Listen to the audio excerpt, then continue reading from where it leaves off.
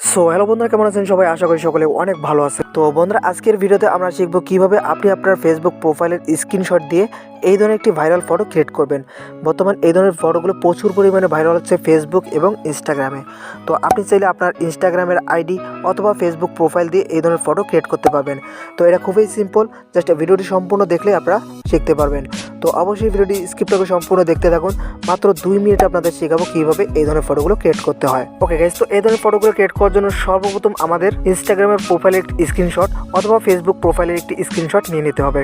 এরপর আমাদের ফোনে একটি অ্যাপ্লিকেশন ইনস্টল করে নিতে হবে। অ্যাপ্লিকেশনের নাম হচ্ছে পিকসার্ট, যেটি সবার জনপ্রিয় একটি মোবাইল ফটো এডিটিং অ্যাপস।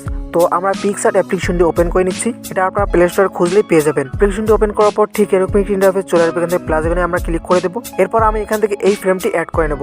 এই ফ্রেমটির লিঙ্ক ভিডিও ডিসক্রিপশন বক্সে দেওয়া থাকবে, আপনারা সেখান থেকে ডাউনলোড করে নেবেন। তো এটা ওপেন করার পর এরকম চলে আসবে। তো আমরা এখান থেকে অপশনগুলো এদিকে নিয়ে আসবো। এখানে একটি অপশন পেয়ে যাবো অ্যাড ফটো। তো এখানে একবার ক্লিক করে দেবো। এরপর পুনরায় আমাদের গ্যালারিটি ওপেন হয়ে যাবে।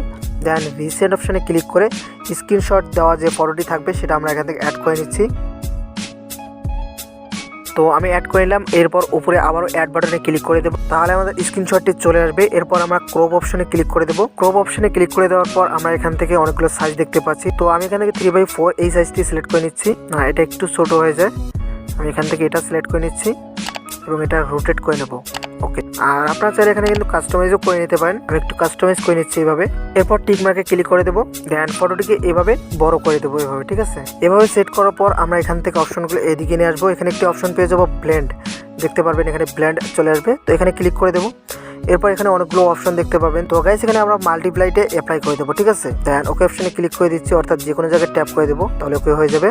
এরপর স্টিকার অপশনে একবার ক্লিক করে দেবো। আর অবশ্যই এখন আমরা ইন্টারনেট কানেকশনটি দিয়ে নেব। এরপর সার্চ অপশনে ক্লিক করে দিবেন। দেন এখানে সার্চ করবেন ফেসবুক। যেহেতু আমরা ফেসবুক দিয়ে ফটোটি সাজাচ্ছি, এর জন্য আমরা ফেসবুক সার্চ করে দেবো। এরপর আপনারা এখান থেকে ফেসবুকের একটি লোগো সিলেক্ট করে নেবেন, যেটা আপনাদের ভালো লাগে। তো আমি এখান থেকে এটা সিলেক্ট করে নিচ্ছি। এটা সিলেক্ট করে নেওয়ার পর আমরা এটাকে ছোটো করে নেব। এরপর ছোটো এই কার্ডটিতে আমরা এটাকে সেট করে দেবো। এরপর আবারও ব্লেন্ড অপশনে চলে আসবো। এখান থেকে যেটা এখানে অ্যাপ্লাই হয় সেটা আমরা এখানে অ্যাপ্লাই করে দেবো। তো এখানে আমি মাল্টিপ্লাই করে দিলাম। দেন হয়ে গেল। এরপর আমরা টিকমার্কে ক্লিক করে দেবো। এরপর উপরে দেখতে পাচ্ছেন ডাউনলোডের মতো একটি অপশন, এখানে ক্লিক করে দিতে হবে। এরপর এরকম 3টি অপশন দেখতে পাবেন। তো জাস্ট এখান থেকে আমরা সেভ অ্যাজ জেপিজি অপশনে ক্লিক করে সেভ অপশনে ক্লিক করে দেবো। দেন আমাদের ফটোটি সেভ হয়ে যাবে। এরপর আমরা এটাকে যে কোনো সোশ্যাল মিডিয়ায় শেয়ার করতে পারি। তো বন্ধুরা, এই ছিল আজকের ভিডিও কেমন লাগলো অবশ্যই কমেন্টে জানাবেন। আর গাইস, এখনো যদি ভিডিওতে লাইক না করে থাকেন তো অবশ্যই একটি লাইক করে দিবেন। আর চ্যানেলটিকে এখনো সাবস্ক্রাইব না করে থাকলে অবশ্যই এই ধরনের ইন্টারেস্টিং এবং এডিটিং ভিডিওগুলো শিখতে অবশ্যই চ্যানেলটিকে সাবস্ক্রাইব করে নেবেন। তো কথা হবে নেক্সট কোনো ভিডিওতে। সে পর্যন্ত ভালো থাকবেন, সুস্থ থাকবেন। আল্লাহ হাফেজ।